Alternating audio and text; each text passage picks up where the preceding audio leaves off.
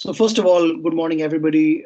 Really glad to be here. I know it's an early start for a lot of you, so thank you for being here. I was thinking that I would talk essentially about this strange phenomenon we're seeing right now, of the kind of economic challenges we're all facing, and what the innovation potential of that is, and perhaps making some parallels to things we've seen before. Just so you know, as Jim said again, I work for Tata Consultancy Services, which is a very large global technology services company. But perhaps what's less known is that we have a fairly deep commitment to research and innovation. We have a very large team of scientists who are doing some amazing stuff that never fails to inspire and sometimes surprise me. So we're working on things like microbial analysis that may predict preterm births in children, to autonomous warehousing systems, to the next generation of RFID. So there's a lot that's going on, and we're also very deeply connected to a number of startups across the world. We have a global co-innovation system that we use because obviously not everything is invented within the four walls of the organization. So we do work quite extensively with startups. But with that, let me just run into what I want to talk about. And I thought I would do basically, three parts to this. Introduce the world as we know it, which we call the VUCA world. Talk about what we mean by creative destruction, and then perhaps look at some of the ways in which we are seeing the scaling patterns emerge. By way of introduction, that's me, and that's my email address, my Twitter handle. So by all means, feel free to reach out if I've not answered any questions, or if you come up with questions later on, even after this session is concluded. So we are, as I said, living in a VUCA world. The word, I think comes from the US military system. It stands for volatile, uncertain, complex, and ambiguous. And this is a good, it's a good description of the world we live in today. It is, of course, volatile because we don't always know how quickly things change. It is also uncertain because we don't often know what the directions of change are. The world is often complex because we don't know what the parameters and the drivers of that change are, and sometimes that catches us off guard. And the world is ambiguous because sometimes even after the change has happened, we don't necessarily know what the new normal is, right? So this kind of world presents a situation which I think the author David Epstein, in his book called Range, he called it a cruel world hypothesis, which means things we have known and that have worked in the past will suddenly stop working in a very unpredictable world. And there's no doubt that the combination of all the things that are going on environmentally, socially, politically, and obviously with the pandemic, have created kind of this vortex of unpredictability. And I think the word VUCA very aptly describes the situation we're in. And now, what is interesting in this very unpredictable world, I think, is this idea of innovation. Because one of the things that happens, we've seen in this space, is there is a kind of a natural hypothesis, especially in large organizations, which essentially says that when things go, when things are unpredictable or when things are not great, as right now in the economic fallout of the pandemic, the instinctive reaction for a lot of organizations is to pull back on innovation. So you might be forgiven for thinking that actually this is not a great time for innovation because all organizations across the world are really focused on survival. Obviously, if you're in certain more affected industries, such as maybe airlines, for example, you may think that this is not a great time for innovation. But you might be surprised that even airlines are innovating as we speak. I mean, I keep saying things that British Airways are doing, for example. So the first counterintuitive hypothesis is that actually even these dark times, for organizations are not necessarily times to shut down innovation. But I'm here to actually say something almost dramatically different. I'm here to say that these actually might be great times for innovation. And I want to give you a little bit of a background as to why I say that. Obviously, I've chosen this idea or the phrase of destructive creation. It's a little play on words on Joseph Schumpeter's model of creative destruction. You know that he argues that any creation, any new idea normally involves the destruction of an older premise, model, or framework. So the iPhone destroyed the economic value of a Nokia or a BlackBerry, or Google Maps has destroyed the value of physical maps and A to Z that we all used to use. And that I think that idea is well understood now across the world, and most of you who work in innovation will appreciate that.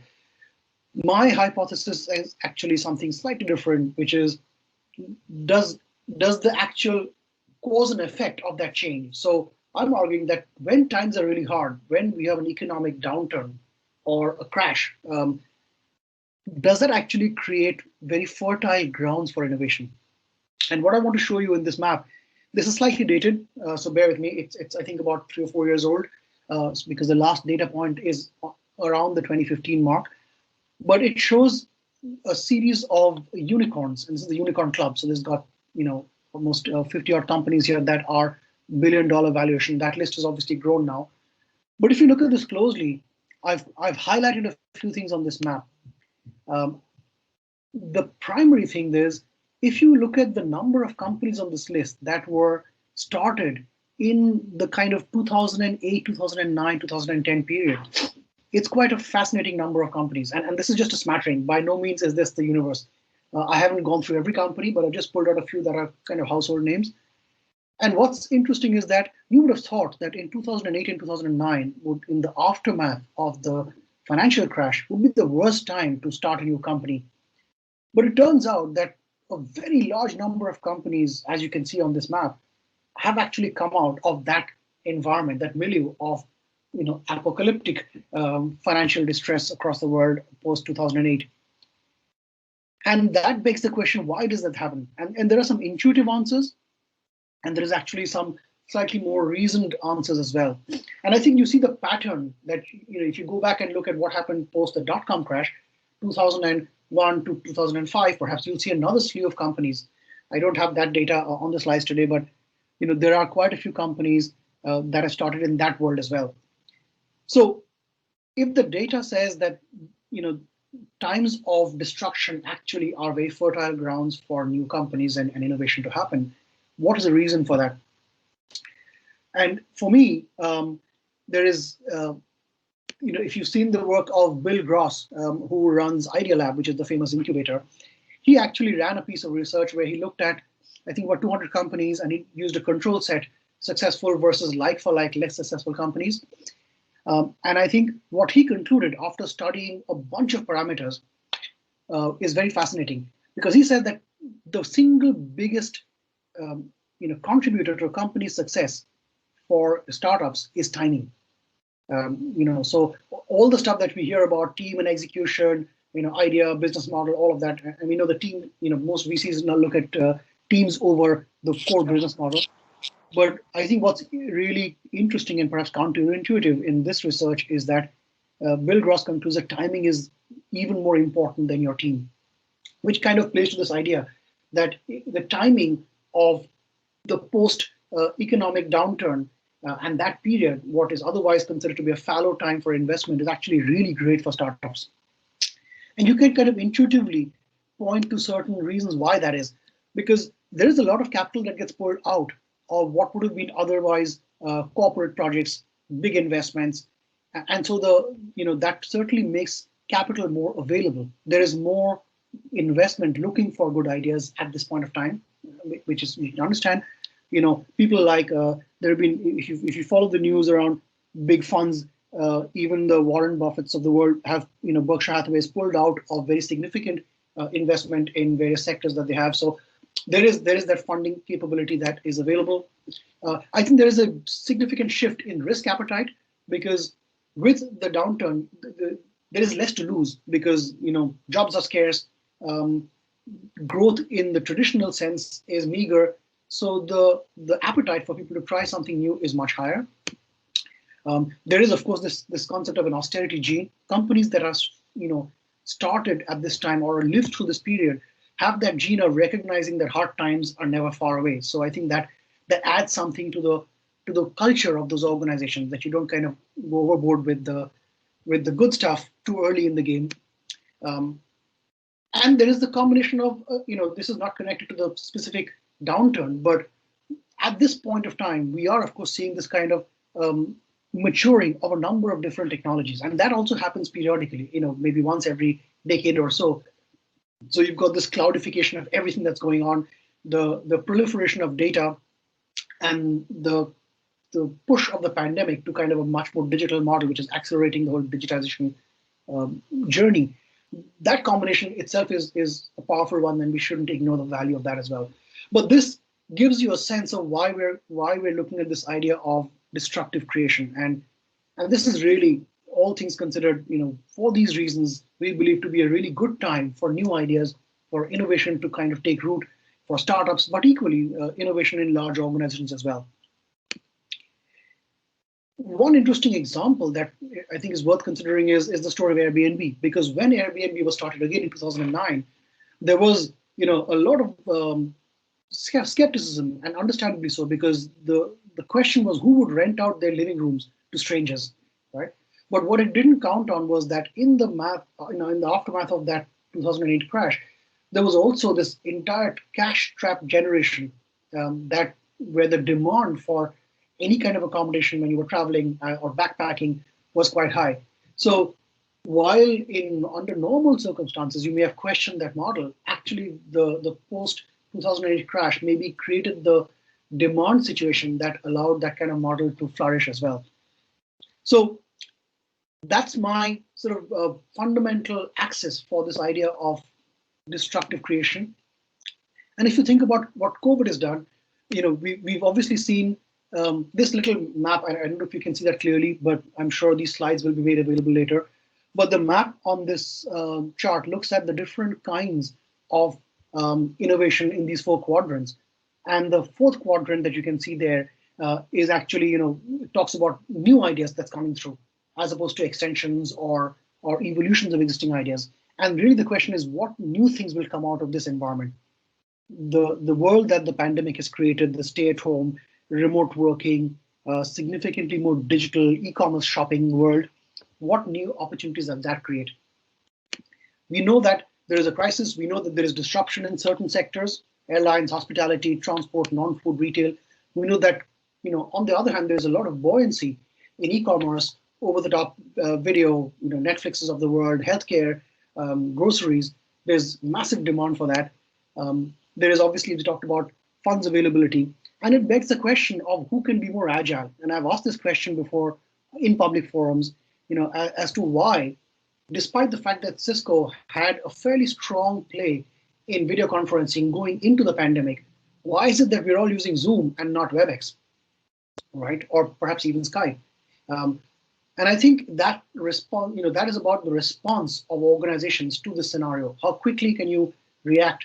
And obviously to the ease of use and the user experience. And it's a great nod to why user experience is so off the moment today.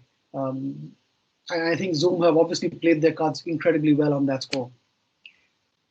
So with that, let me then talk about the third part of what I wanted to share with you, which is, if the premise here is that there are lots of changes and that it is a great time for destructive creation, how do we scale? And my submission to you is based on what we've seen in large organizations. We see a very common pattern that there are basically any number of proof of concepts that are successful. Every organization runs innovation labs now, and we are ourselves a part of lots of innovation activities, and we see a lot of POCs going through. And to be honest with you, I think in today's world, with a few smart people, you get a design team, a technology team together, you can create a proof of concept with the current tools quite easily. And so we see a very high success rate of POCs, but we see a fairly low hit rate of POCs converting to scaled projects. And scaling, therefore, I think is our next big challenge when it comes to innovation. And in large companies, we see 3 big challenges of scaling. They are specifically the technology challenge, the commercial challenge, and the culture challenge. The technology challenge is very simple. You tend to build proof of concepts on throwaway tech, and then we discover actually that tech will not scale, so we have to rethink the tech, and then that takes us 3 steps back into a new architecture, which then doesn't have a test base. The commercial challenge is really about saying the proof of concept worked, but we don't know if it's worth investing the millions that we need to scale this because we haven't validated the commercial model. And really, the only solution to that is to make sure that we build the commercial validation into the proof of concept. So if the model depends on consumer adoption rates, let's make sure that we test that in the POC, and not just make it a technical POC. And finally, it's culture and change. We know that in most large organizations, good ideas die essentially because there is an antibody of culture that kind of prevents them from challenging the status quo. So either they get massaged into something that doesn't actually look very different, or they just get killed. And so that begs the question of what is a structure and organization. But that was really an aside because I'm not here to talk about what happens in large organizations. I just wanted to use that as an example of the challenges of scaling. I think the opportunities for scaling right now are immense, primarily because of all those changes. And I've borrowed a slide that my colleague Frank Diana has built, which I think is a very fascinating one about how change happens in our future. And the point is that there is an enormous amount of technology that we're going to see coming through. But it's not just about technology, it's the interface of technology with social, cultural, even political changes that create the fertile grounds for these kinds of scaling opportunities. So the technology might create, or maybe an idea might create a new business model or an idea, but the scale of it, which comes through mass adoption, is the ability to ride these kinds of large-scale changes that are coming through, which are typically not just technical, but social, cultural as well. So what are some of them? Again, not to suggest that I'm being comprehensive in any shape or form. I'm just picking out 2 or 3 examples of things I think would be really interesting things to look at as we think about scale over the next few months and years. The first, of course, is this premise that software is eating the world. We've all heard this. And my favorite example of that is the Tesla example of fixing cars over the air. As opposed to the traditional automotive model of pulling cars back and kind of recalling them and changing them, and that costs millions of dollars or pounds and also obviously impacts your image. Tesla has done this a couple of times now, at least, where they have fixed specific problems, like physical problems, like raising the chassis of the car or upgrading the spark plug through over-the-air software upgrades. And to me, that is the kind of world of how many other things can we now fix over the air? How many things can start behaving like your smartphone does? Can your house do that? Can public infrastructure be upgraded over the air? And what kind of immense opportunities does that throw up? So to me, that's the first really interesting direction. The second is the ongoing datafication. We call this the 4th industrial revolution because the first one was steam, the second one was electricity, and then computing, and now data. And in each one of these, if you look at the second industrial revolution of electricity, everything that could be electrified was being electrified. And I think we're doing that with data now. Everything that can be datafied is being datafied. And you see these examples every day. TomTom has just released this map where you can actually track congestion as it has evolved over the course of the last 12 months in 2020. So you can pick a city, you can pick a region, and it will show you what congestion levels have been like on the streets in that city or in that region. And you can actually track whether, the pure data, or you can see the difference between average congestion levels and 2020 congestion levels, as I've done in this chart. And the thing about datafication is that it has immense externalities. The secondary impact of data is actually quite fascinating. Again, this is, many of you may have seen this before, but this map, as you see it, was created essentially by plotting every single shipping line over a sustained period of time. So it didn't start out being a world map. It started out just being a plot of shipping lines. What it created was a world map. And to me, that's a great metaphor for the fact that when we collect data for any specific purpose, it has many other value points outside of the original purpose it was recorded. A simple, trivial example is if you're a water utility company looking at water level data, that might be valuable for construction industries, transport businesses, and many others.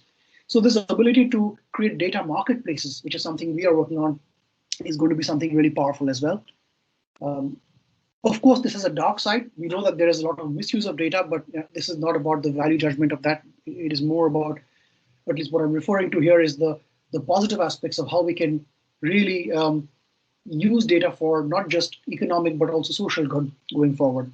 And my favorite example, on a lighter note, is the fact that how data can answer some of life's deeper questions.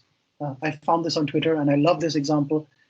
It sort of begs the question of when Robert De Niro actually decided that he didn't want to make great movies anymore, and actually somebody has plotted the De Niro movies on a Rotten Tomato scores, and you see there's a very specific point in time and a specific age when De Niro's Rotten Tomato scores start to plunge. So I mean, I think you can actually answer some of these questions as well, and I think that's quite fascinating.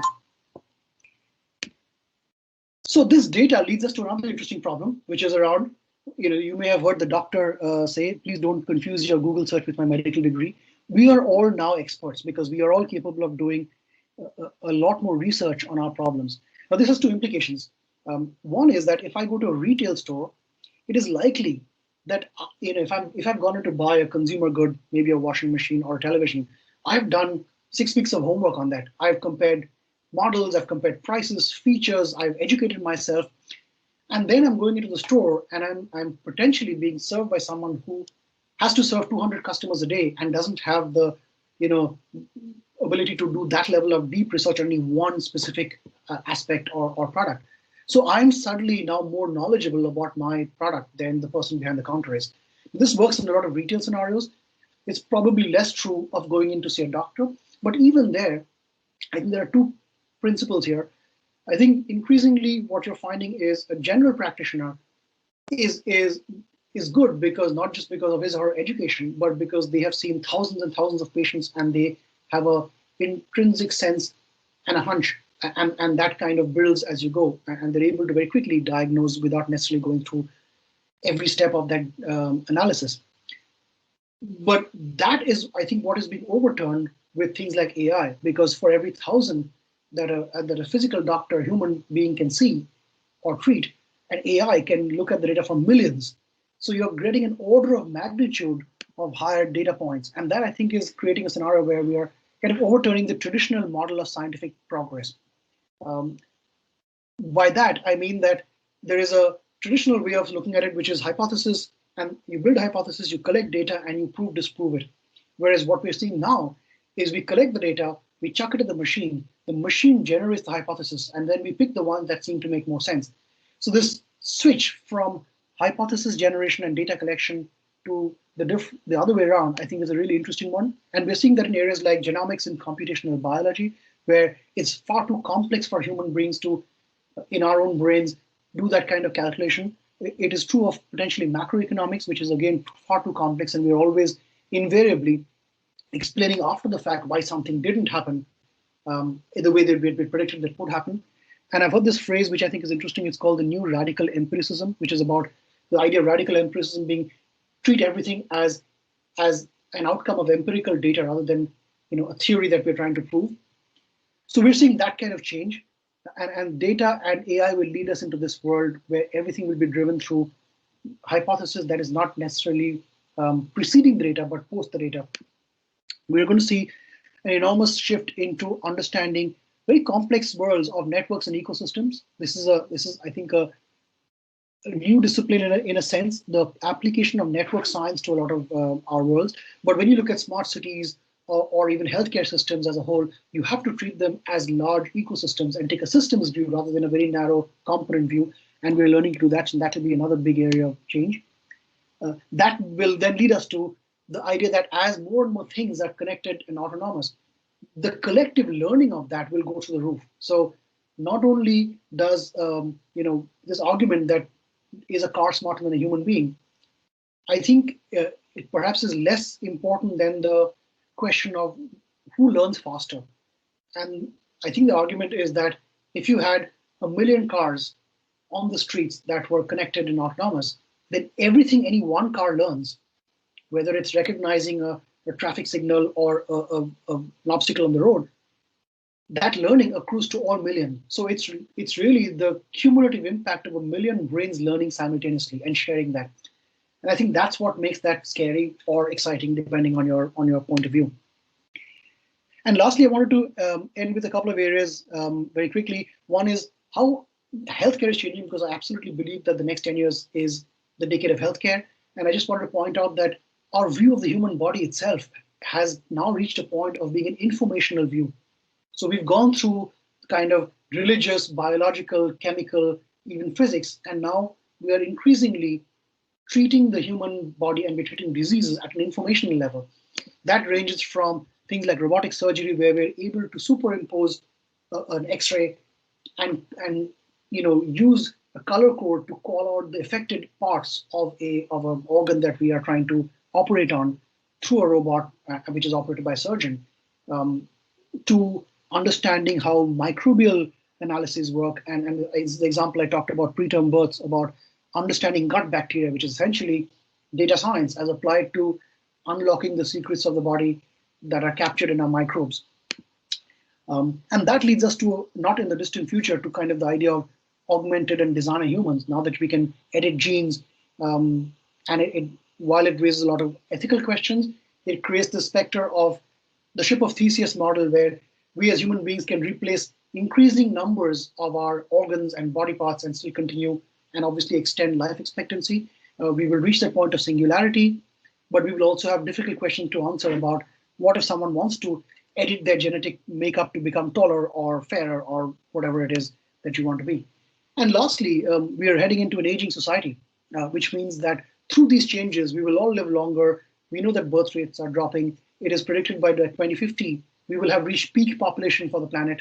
And then the world's population will start declining. But as it does so, we will also our average age will keep going up, which means we will hit a point where the primary activity that many of us are consumed by is looking after elderly people.